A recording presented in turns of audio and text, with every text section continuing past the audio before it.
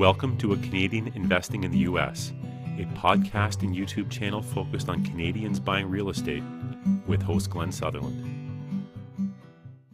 Welcome to another episode of A Canadian Investing in the U.S. This week we have a guest of Matt Geerts. Matt, could you just tell us a little bit about yourself? My name is Matt Geerts, and I live in St. Thomas, Ontario, just outside of London. I grew up in the GTA, moved out here for school 15 years ago. So since then, I've been working a desk job being a computer engineer at a couple of companies here in London. Then a couple of years ago, 3 years ago now, Rich Dad Poor Dad got me started with the mentality. 2 years ago, bought my first rental property with the plan to, buy one 4 years later or so. And now 24 months later, I've got just about to close my fifth property. And I'm always trying new things and looking to be the go-to wholesaler for St. Thomas, Ontario. I dropped I use door hangers. Yep.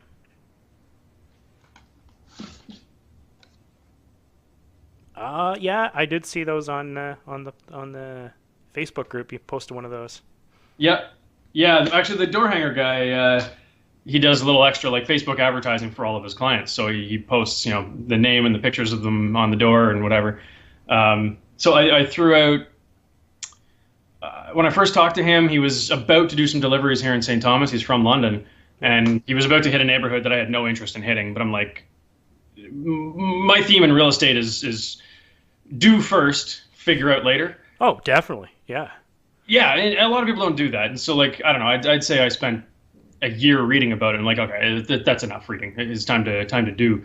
Yeah. But yeah, with these, he said he was going to be in St. Thomas. I'm like, I don't care about that neighborhood. And you know what? Just deliver my flyers anyways. Just do it. So there's, I think, 250 houses he hit with that, not a peep. And then I gave him 1,000 to hit the next week, and he hit an area of St. Thomas that I think is kind of prime for wholesaling. Yeah. And from that 1,000 flyers, I ended up getting 2 calls. One's a lead I'm going to keep chasing, and the other I purchased. Perfect. It was like 4 days after he dropped the 1,000 flyers, I was under contract to buy a house. So you're wholesaling. The idea is to actually sell them, though, not to hold them yourself. Is that? That's the idea. Yeah. That's the piece I seem to be missing. It's a retail ready house, right? When most people are wholesaling, they're wholesaling like distress, junk, right?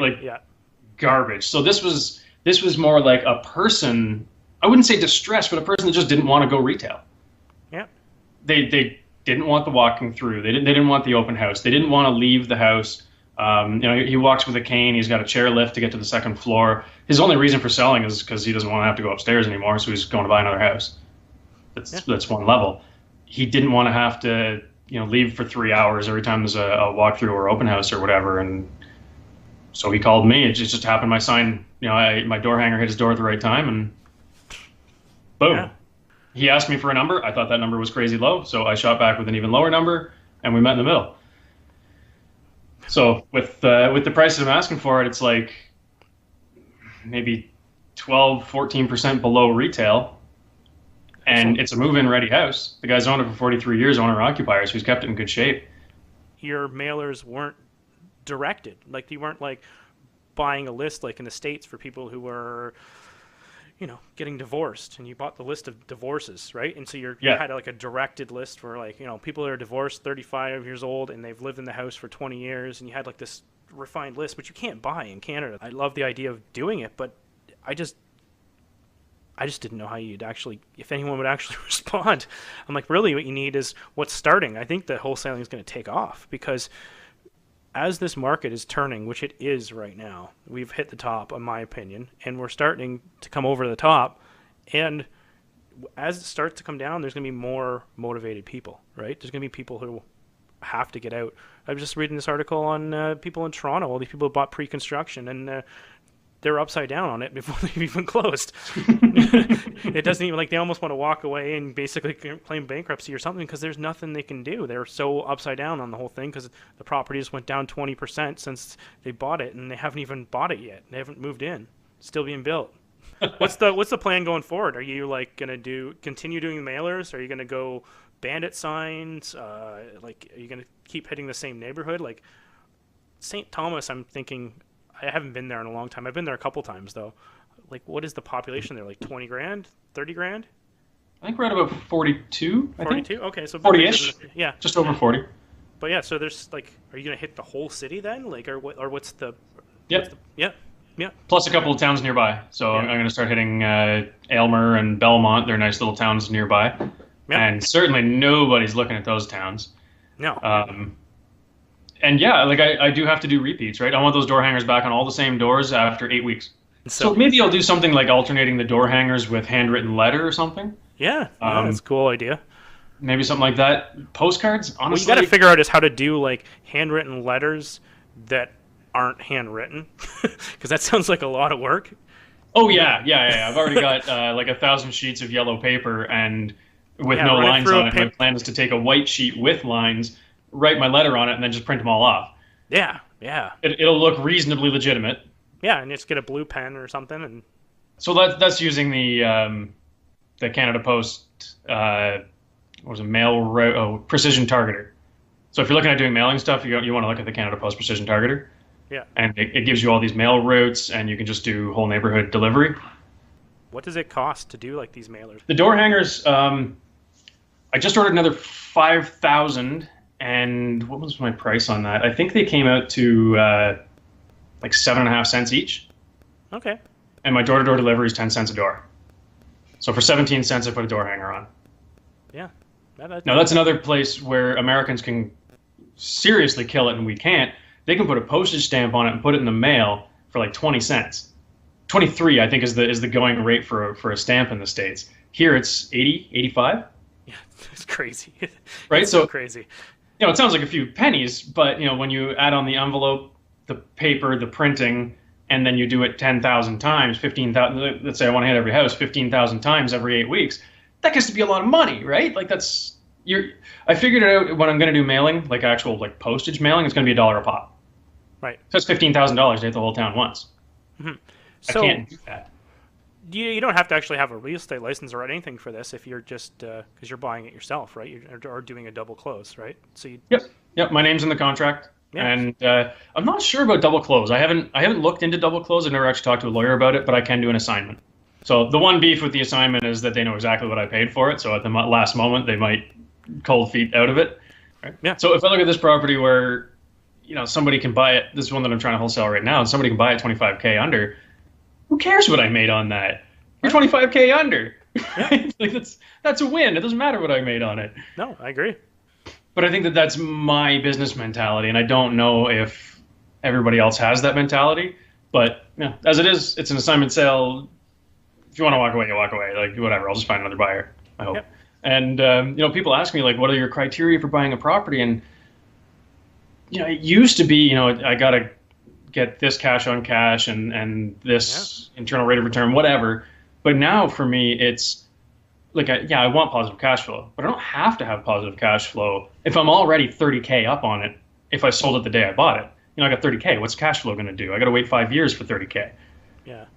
So then, what do you don't actually want to run a property at like a negative cash flow? Do you just refinance out of it, or what's the?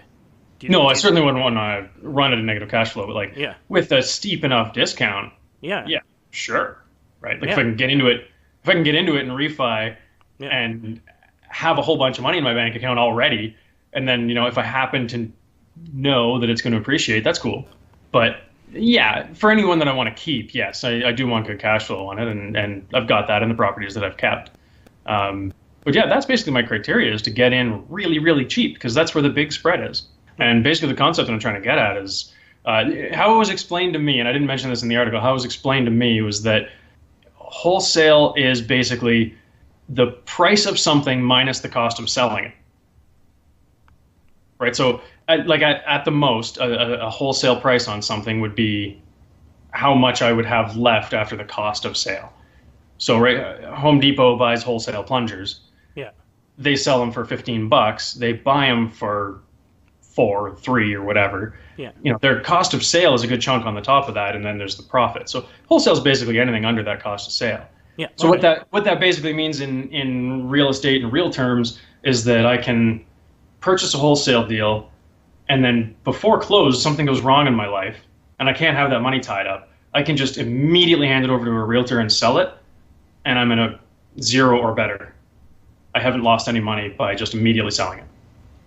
And that to me is the most important part, right? You know, it doesn't matter what the cash flow is if something went wrong and I have to sell it and I've just lost 20 grand. Yeah. And it's pretty easy to lose 20 grand in a real estate transaction. Right? Yeah. So with the land transfer tax, the utility hookups, the this and that and that and that, and you know, it all adds up and it ends up being a pile of money. Yeah. So I just want to make sure that anything that I buy, at an absolute minimum, I can hand it over to my realtor the day that I close on it, and 2 months later or 3 months later, whenever it takes to get it closed, I have the exact same amount of money than before I started.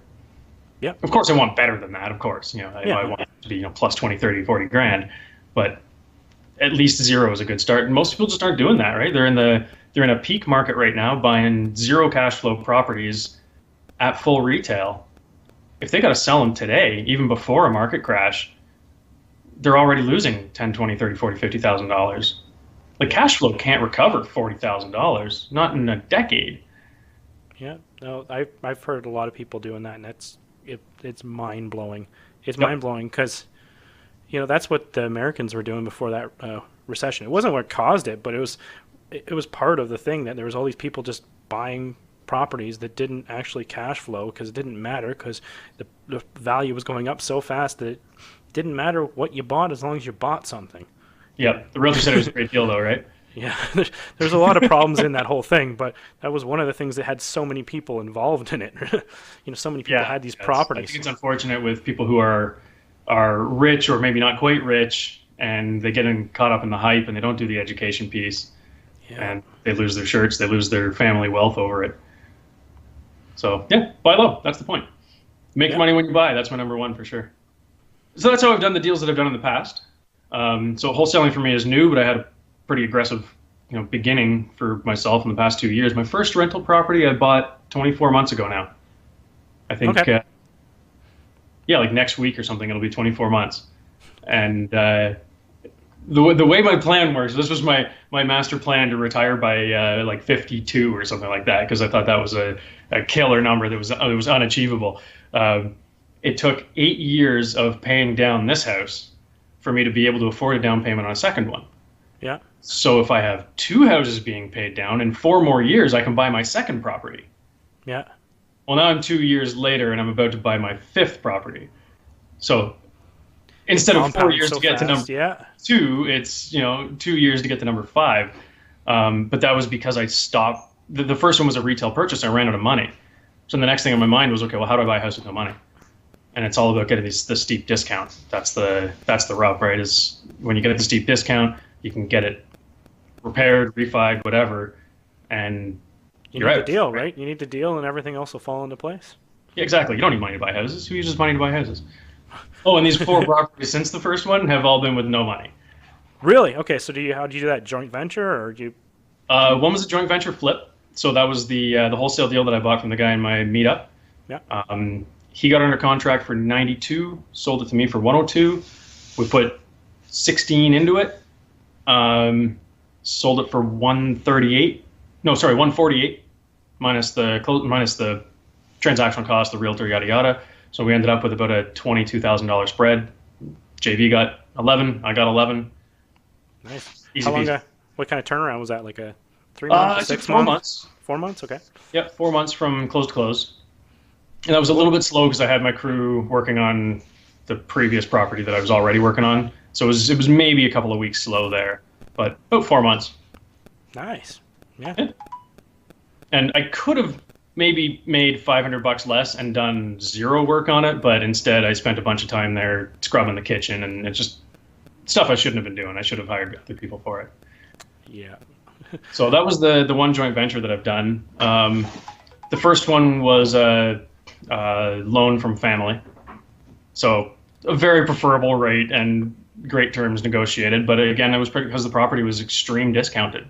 We got that one it's a 5,800 square foot 6-plex with 3 Main Street commercial.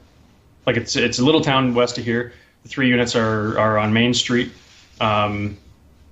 What's my maybe just over 2,000 square feet of it is commercial space. and then the rest is 3 residential apartments. We got it for $150,000. Wow, what, really? It's old. Yeah, it's 1882, I think, 1884, something like that. Which, don't let that scare you. It's very well built. But it's just a matter of got the whole thing, put it back together, spend a couple $100,000, and I could be grossing $5,000 a month out of the thing. But you sold it. No, this has been the worst struggle of my life, trying to get this thing running. But the good part is I bought it cheap and I got good financing. All right, yeah. So if I can get it up and running, then it'll be a cash cow. We're looking to maybe just unload it right now because it's not fitting the focus that I need in my business. Like last year was a little bit chaotic, doing all kinds of different things. This year it's wholesale in St. Thomas specifically. Dominate this market, do that one thing. So that's the plan now. But yeah, that was 2 that I was able to buy extremely cheap, and I could have easily turned both around and sold them.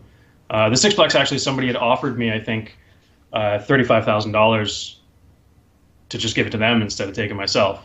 I feel like I should have taken that, but it has been it's been my real estate investment school since I started. Yeah, I was gonna say you probably learned a ton. A ton, yeah, that's for sure. Yeah. And then the deal after those 2 was borrowing a complete stranger's RRSP money, and he gave me 107% loan to value on it. Wow, so that covered covering your renovation? Yeah, the purchase. So it covered the entire purchase, my land transfer, my legal, his legal, his points, and I ended up walking out of close with an $11 check. So after that, I just used $10,000 credit to renovate it, and then did a refi on it. The refi covered the entire loan, the cost of the refi, the cost of the entire renovation, and put $2,000 in my pocket. So I'm into that house for negative $2,000. So I have $2,000 more than I started with, and a house that's already 20% paid down. That's excellent. That's got to rent it out. It's cash flowing $500 a month. Wow. I could do those all day long. That's fantastic. Yeah. Oh, yeah. So again, that comes down to buy it super cheap. Right? I could put that thing on the market right now with a renter on it and sell it for even $20,000 more than what my appraisal was, which would mean that I'm like $45,000 profit minus the realtor fees. And somebody would actually pay that. Right, that would be the going rate in the market right now for a house in that area with a renter paying that much rent. Yeah. And that would be the retail buyer being $45,000 under where I'm at. So that comes down to that whole buy it cheap mentality, right? Yeah, no, definitely. That's the name of the game. Yep, exactly. Yeah. So that's the plan. So I'm not really sure how all of that led me around to wholesaling in St. Thomas. But I kept on finding the hardest part was to find the deal. So I'm like, well, why don't I just dedicate myself to finding the deal? And then hopefully I can pass that same kind of deal around the table, right? Well, thank you for joining us, Matt. If anyone wanted to get a hold of you, what would be the best way to do so? You can find me on Facebook, Matt Geerts, Geerts, and hit me up, send me a message. I'm open to chat. You can join some of the groups that we're in and talk about wholesaling and buying real estate here in the London market. Thanks, Matt. Thanks for your time. That was great. Right on. Thank you very much. Thank you for listening.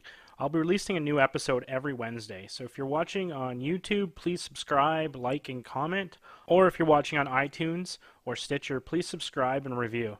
This helps others find the podcast. If you'd like to have some questions answered, I'd love to get on the phone or Skype with you. I only ask that you listen to episode 1 before we do the interview, just to have the basics.